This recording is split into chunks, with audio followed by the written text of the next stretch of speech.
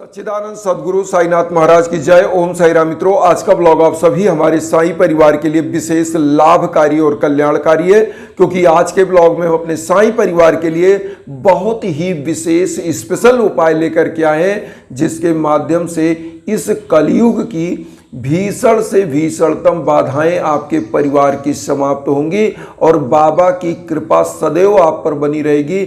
आपके घर परिवार का सोया हुआ भाग्य जागृत होगा और जीवन खिल जाएगा। आप सभी लोगों को आज हम बताना चाह रहे हैं कि जब आपके घर परिवार में भीषणतम बाधाएं चल रही हों, जैसे आपके संतान में जो है उनको जॉब प्राप्ति में दिक्कत चल रही है, या आपके दाम्पत्य जीवन में दिक्कत चल रही है, या आपके घर में संतान प्राप्ति में दिक्कत हो रही है, किसी को संतान नहीं हो पा रही है, या आपके घर परिवार में धन के अभाव में आपका कार्य बाधित चल रहा है। ऐसे समयों में आपको किस विधि से साईं की इस कलयुग में उपाय आराधना प्रार्थना करनी चाहिए, आज इसी उपाय को हम लेकर के आए हैं। देखिए, इसमें दो तीन चीज़ें आज हम आप लोगों को बताएंगे, उन चीज़ों को आप ध्यान रखिएगा और अगर इस विधि से आप पूजा करेंगे तो निश्चित रूप से कल्याण होगा। एक चीज़ और यहाँ हम बताना चाहते हैं, इस कलयुग में साईं सदगुरु एक ऐसे गुरु हैं, अगर उनके मार्गदर्शन को हम प्राप्त कर लें, साईं सच्चरित्र मार्गदर्शन प्राप्त करने का सबसे अच्छी पुस्तक है। इसको अगर आप साईं सच्चरित्र का सप्ताह प्रायण पाठ करते हैं तो निश्चित रूप से आपका कल्याण होने लगता है। पहला तो ये हो गया। दूसरा जो आज हम विधि बता रहे हैं वो आप समझ लिए, तीसरा भी हम बताएंगे पॉइंट, वो भी आप समझिएगा।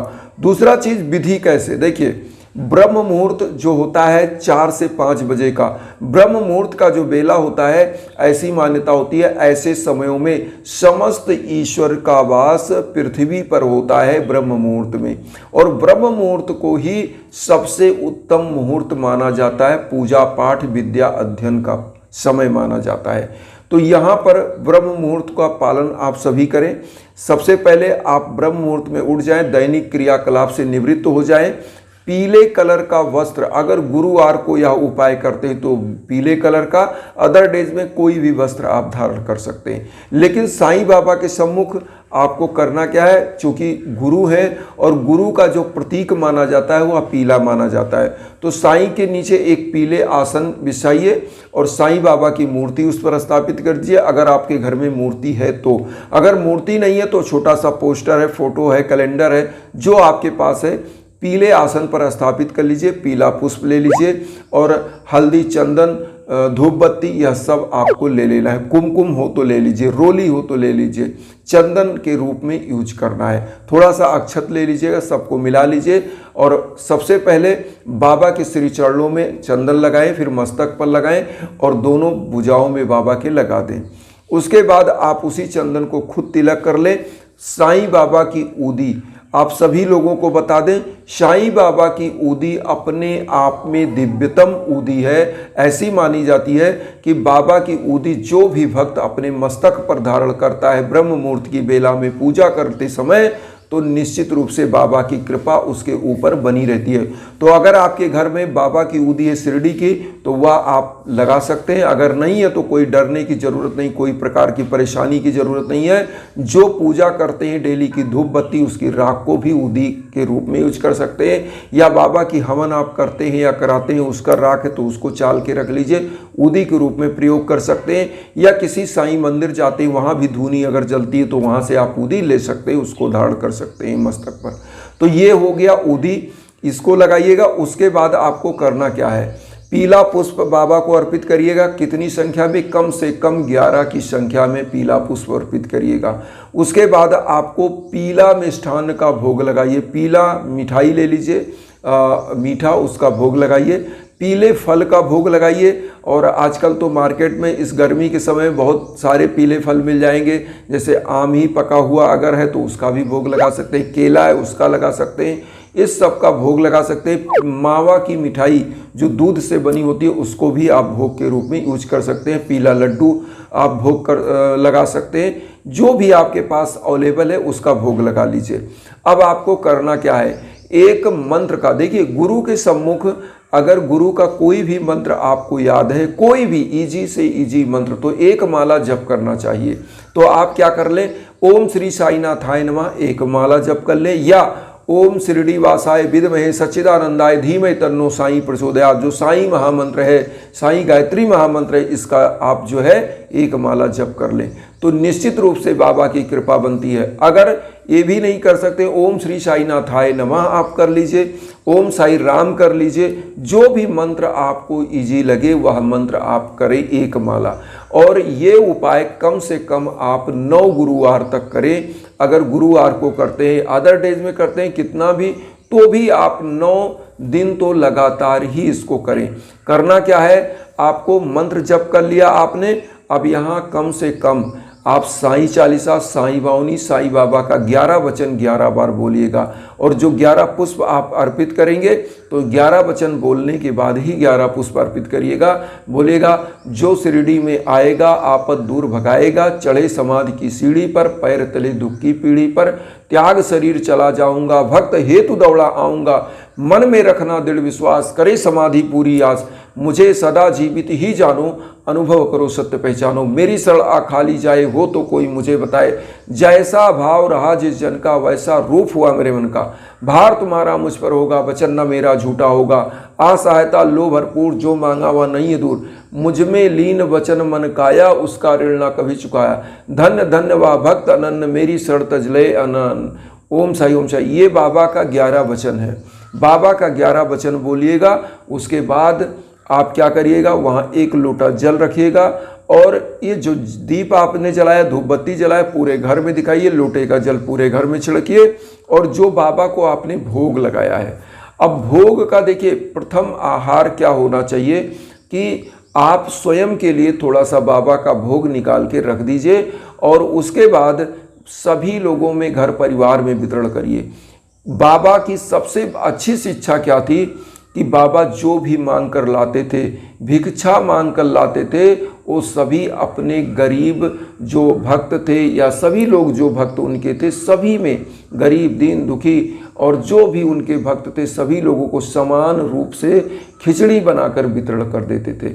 तो अगर गुरुवार को आप भी खिचड़ी बनाकर वितरण करें या जो बाबा का भोग लगाते हैं वह सभी लोगों में वितरण करें और कुछ वंचित जो निर्बल है, गरीब है, उनको भी आप वस्त्र के रूप में, भोजन के रूप में वितरण करें, तो आपकी कमाई का समस्त अंश वह क्या होगा, धार्मिक अंश बन जाता है। आपकी सोई हुई भाग्य जाग जाती है। देखिए सबसे बड़ी चीज़ इस कलयुग में होता क्या है, हमारे पुरुषार्थ की जो 4 चीज़ें हैं, धर्म अर्थ काम मोक्ष, ये चीज़ को हम लोग भूल जाते हैं, पुरुषार्थ को ही भूल जाते हैं। चूँकि पुरुषार्थ में प्रथम पद सोपान क्या है, धर्म का है, फिर अर्थ का है, फिर काम का, फिर मोक्ष का। तो ये पद सोपान अगर याद रखेंगे कि धर्म करते हुए समस्त चीज़ों को आप भोगना चाहेंगे तो निश्चित रूप से आपका कल्याण होगा। लेकिन अगर इसी को उल्टा कर देंगे तो होगा क्या कि आपको ना मोक्ष मिलेगा, ना किसी चीज़ की आपकी संतुष्टि मिलेगी। तो लोग क्या चाहते हैं कि हम कोई भगवान का ध्यान ना करें, बस ऐसो आराम की ज़िंदगी मिले। होता क्या है, मैं बार बार यह चीज़ कहता हूँ कि ईश्वर को हम लोग नंगी आँखों से नहीं देख सकते। हमारे सद्गुरु क्या है, ज्ञान का पुंज है। सद्गुरु का सबसे बड़ा चीज़ क्या होता है, गुरु क्या करता है, अंधकार से प्रकाश की ओर ले जाता है। और इस कलयुग में गुरु नाम के तत्व की जो आराधना उपासना करता है वह कभी अंधकार में नहीं रह सकता, उसका जीवन सदैव अग्रसर होता है किधर, विकास की तरफ। उसके जीवन में सदैव जो दुख होता है, भीषण बाधा होती है, वह दूर हो जाती है और ऐसा जीवन सदैव खिल जाता है। इसीलिए हम कहते हैं कि गुरु तत्व की प्रार्थना और आराधना से ही जीवन सद्मार्ग पे चलेगा और धन्य होगा।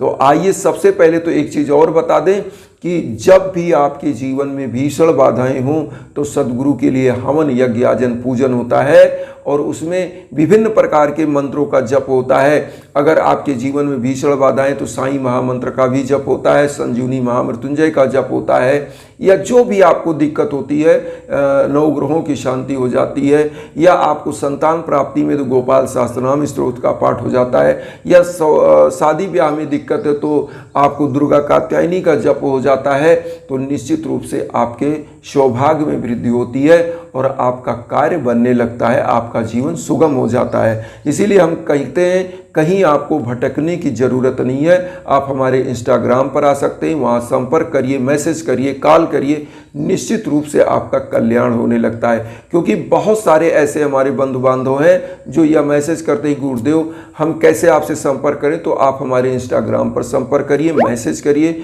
वहाँ पर हमारी आपकी बात हो सकती है। आज एक न्यूज़ हम बहुत ही अच्छी आपको देंगे। हमारे एक ही ऐसे साईं बंधु बांधव जो पटेल परिवार है, वो यूनाइटेड किंगडम में थे, उनके लिए बहुत ही अच्छी हवन हुई थी और उनका बहुत ही अच्छा बिजनेस था, रेस्टोरेंट का बहुत ही अच्छा चलने लगा। क्योंकि पार्टनरशिप में था, उनका काफ़ी दिक्कतें चल रही थी, पैसे की भी बात थी, जिसके लिए हवन यज्ञाजन हुआ। आज ही उन्होंने मैसेज दिया कि बहुत अच्छा चल रहा है। और चूँकि कोरोना काल में उनके रेस्टोरेंट में काफ़ी दिक्कतें आ गई थी, काफ़ी मतलब उनको इकोनॉमिक रूप से लॉस हो रहा था, लेकिन प्रभु की कृपा बनी और मेरे द्वारा हवन हुआ था कम से कम 4-6 महीना पहले, और आज ही उन्होंने न्यूज़ दिया कि गुरुदेव बहुत ही अच्छा चल रहा है। तो प्रभु ऐसे ही आप पर कृपा बनाए रखें। मैं तो माध्यम हूँ, जो करते हैं साईं प्रभु करते हैं, उनकी कृपा आप सभी पर बनी रहे।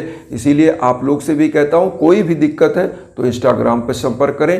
वसुदेव कुटुंबकम की जो भावना हम लेकर चलें, उसमें आप सभी लोग चैनल को सब्सक्राइब करके मुझे भी अपना परिवार बनाएं। उन बंधु बांधवों तक वीडियो को जरूर शेयर करें जो किन्हीं कारणों से कष्ट में, दुख में। इसी भावना के साथ ओम साई राम।